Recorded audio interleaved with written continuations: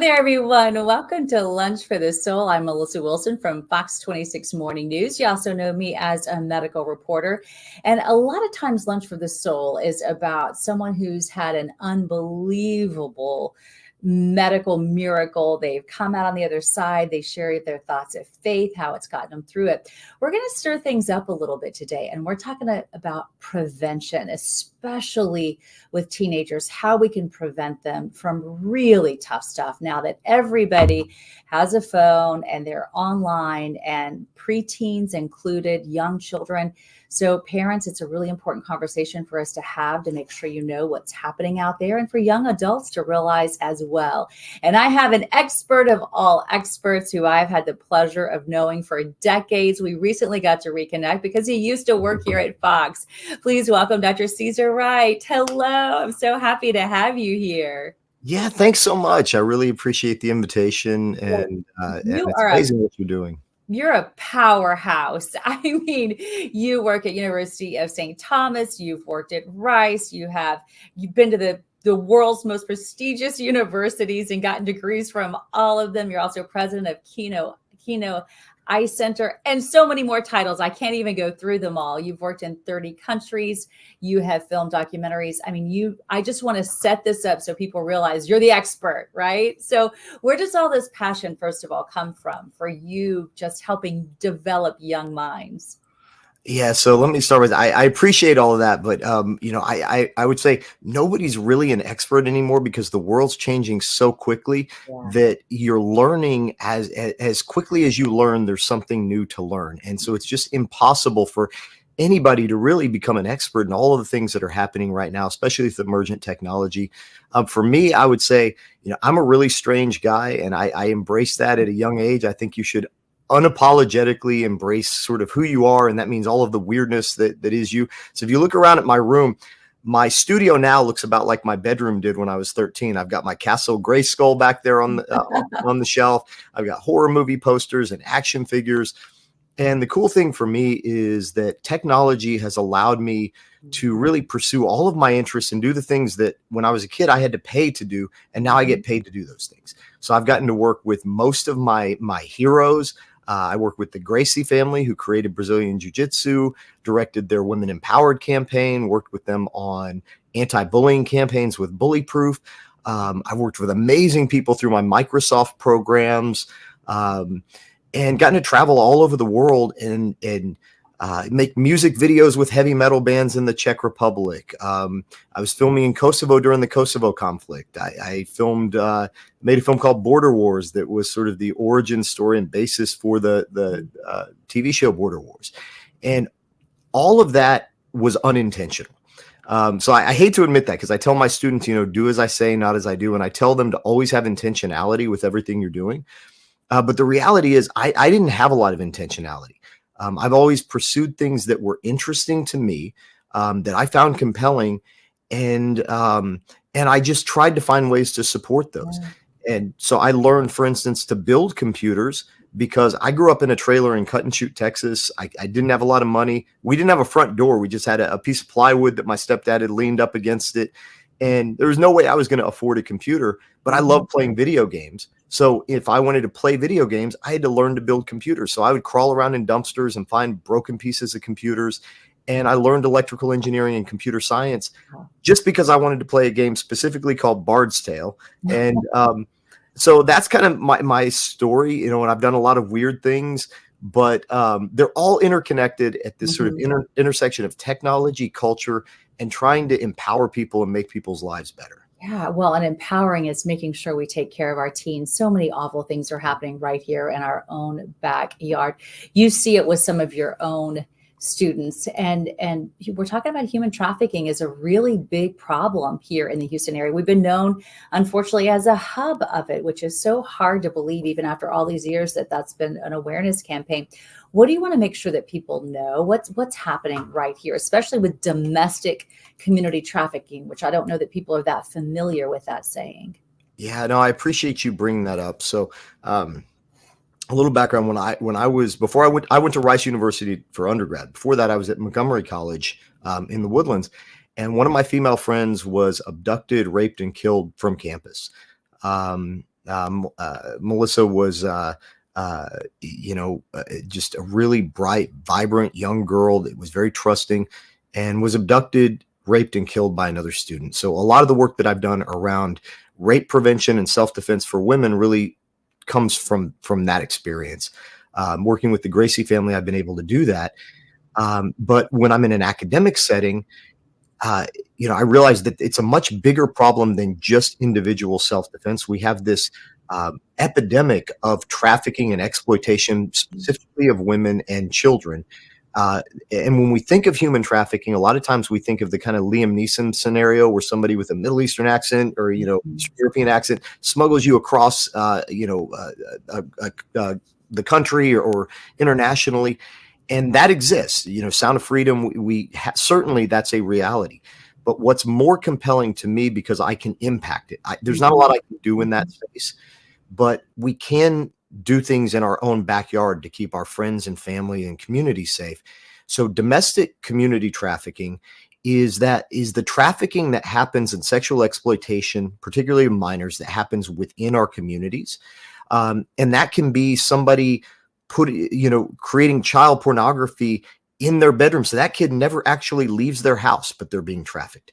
It can be the pimp that's in the case of Courtney Livak, who you've had on Fox, who was trafficked out of Katy High School and ended up in a brothel in Nevada. Mm-hmm. These things, a lot of times it's easy to think that they can't affect us. They can't affect our kids and they don't happen in our backyard. But the reality, as you mentioned, is Houston is not only an international hub of trafficking, but we have a lot of domestic trafficking in our communities. And at University of St. Thomas, so I taught at Rice for many years in engineering, but at University of St. Thomas, I have a different demographic of students. 68% of my students are female. The majority are Hispanic. Many are first generation. What that means is that's a high risk demographic for domestic community trafficking. Mm-hmm. And I believe you should always bring the potential victim into becoming part of the solution, because that's an empowerment narrative. You give people the agency to solve the problems that are impacting them.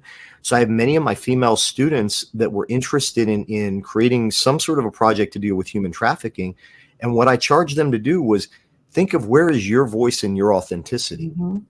And they could speak to the experience of young girls going to college that are being confronted with all of these risk factors. And we can go into some of those in a minute with OnlyFans, things like that. But they actually developed a podcast to talk about this because it is such a big problem. Yeah. So my students, this is the fourth semester now in a row at University of St. Thomas. Our students have worked with Jacqueline Aludo and the No Trafficking Zone organization to create a podcast called Unmuted. And what they do with that is, first of all, raise awareness and let people know about the things we just talked about, but also mobilize people towards solutions. So they were instrumental in promoting both the state and federal legislation, the No Trafficking Zone legislation, that what it does is enhances penalties and sets minimum mandatory sentencing for predators that target kids in areas where kids should be protected: schools, universities, stadiums. And so my students were instrumental in creating the podcast to spread awareness. But during the course of that, they've interviewed and spoken with victims of Jeffrey Epstein, with girls that are their age that have been trafficked out of local high schools.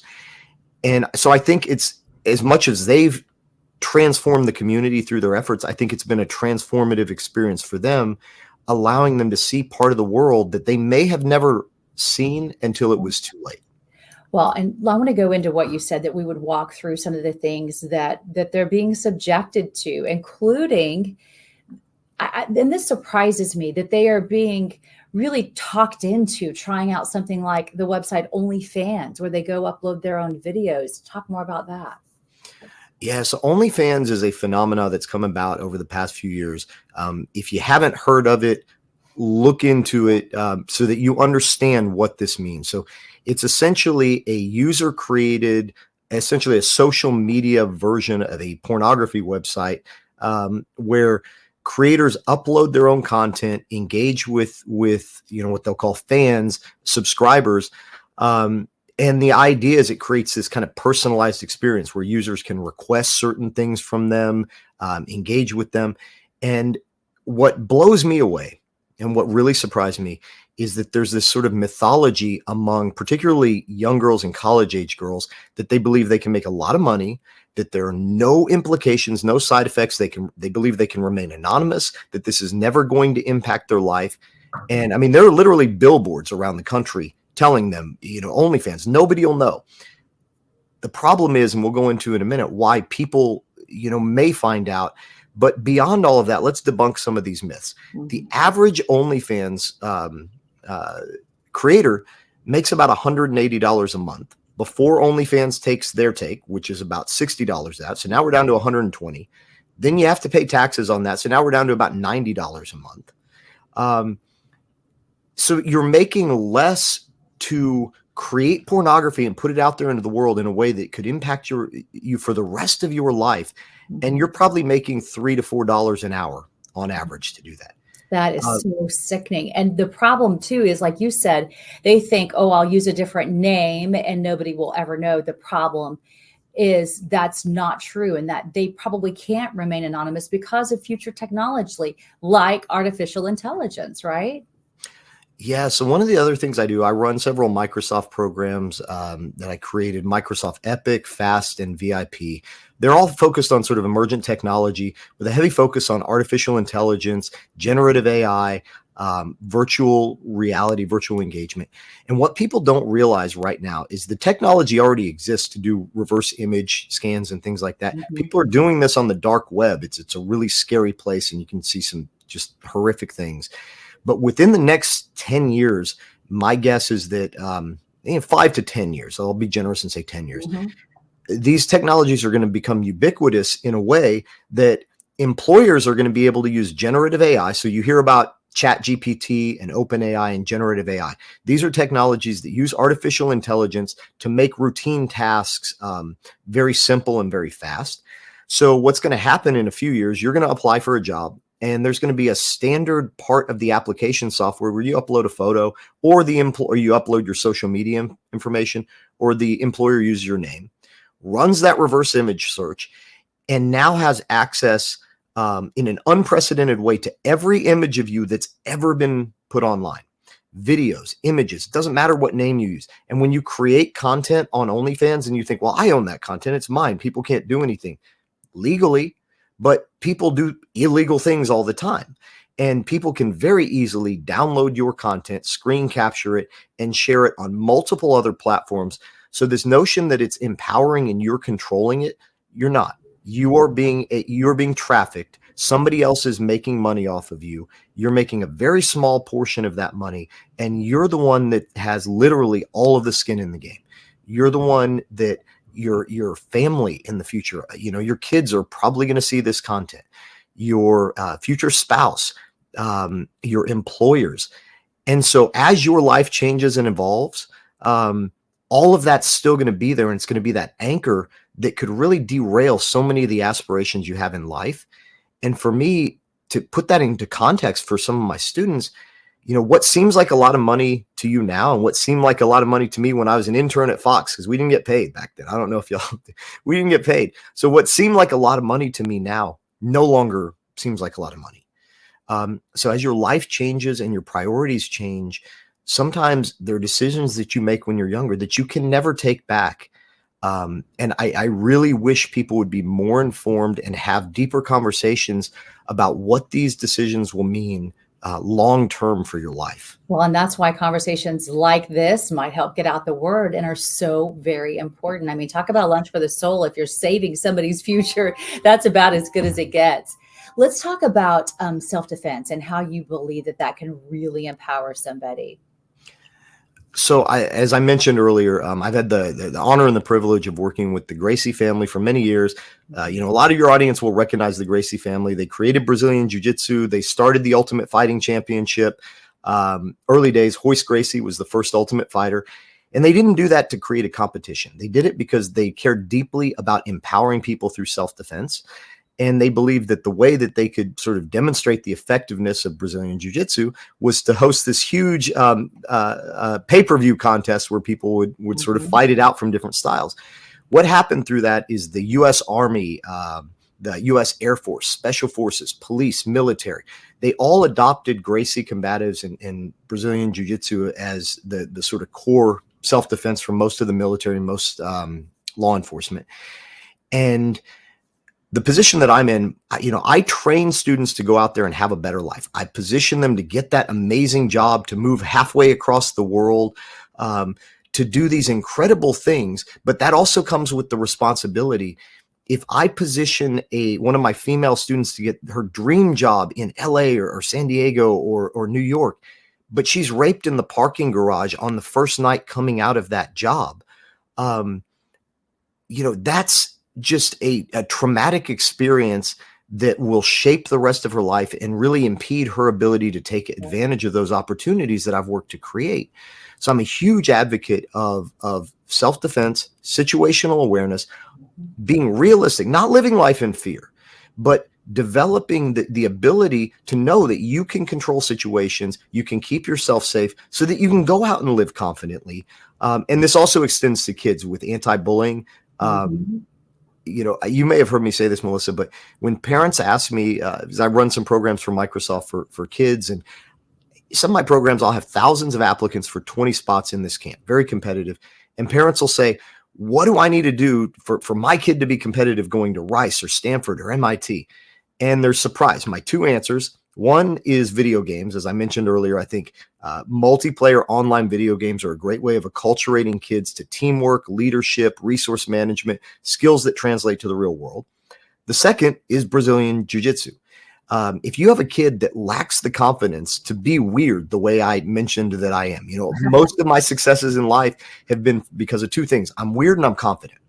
And the combination of those two things allows me to sort of embrace and explore new things. And I don't really care about what people think, but it's hard to do that if you're afraid to walk down the hall in school. And so I think Stranger Things is a great example of a movie where the kids really came into their own and embraced their weirdness. And there's even a seminar coming up that where people can learn about self-defense. Yes, we are going to have a seminar, Women Empowered, Gracie Women Empowered seminar at University of St. Thomas at the beginning of October. That will be primarily for students, faculty, and staff, and people connected. We'll also be doing some community seminars at different martial arts academies, Brazilian Jiu-Jitsu academies around the city. We'll share our social media contact information. As you can tell, I'm super casual, so please feel free at any time to reach out to me. As much as I talk about social media, I don't use it a lot, so I can't say that I'm on Instagram and these platforms a lot, but I'm trying. So I will try to be responsive. So feel free to reach out. The Unmuted podcast, which you see on screen, that's my students' podcast on human trafficking. No Trafficking Zone is the organization that we work through with all of our human trafficking initiatives. And Dr. Cesar, that's me. Feel free to hit me up on social media, LinkedIn, if you're a little more, professional, if you wear a suit more often than a t-shirt. and I'm happy to follow up at any time and see what we can do to bring any of our programs, anything from self-defense, from technology, education, and even college advising. Melissa, this is something you and I have worked a lot with, but advising students on how do you find your career pathway. And part of that for many students begins with college. So I do a lot of college advising as well. Yeah, you were so helpful and just a jack of all trades. And the last thing in the whole world I would describe you as weird. Magnificent, I would say, is a better description. But Dr. Wright, thank you for taking time to talk to us today and to walk us through all the stuff that we're doing. And again, how they can reach out to you, find more information, and just parents have those conversations with your kids. Make sure no one's grooming them. It's so easy, and it goes right over their head. They just think someone's showing them special attention, and it's just not the case. You've enlightened our days and our minds, and thank you so much for that. Thank you. Okay, we'll talk to you soon, I hope. And then all of his information right there, if you want to jot it down and try to find him, there you have it. And I just want to remind you, if you joined us late today, hey, you can hop on YouTube anytime and catch all my Lunch for the Souls. It's a great place for us to catch up, learn something from each other, and really just take some time to connect. So I hope you have a beautiful day, and I hope to see you back here Wednesday at 12:30. Have a good one.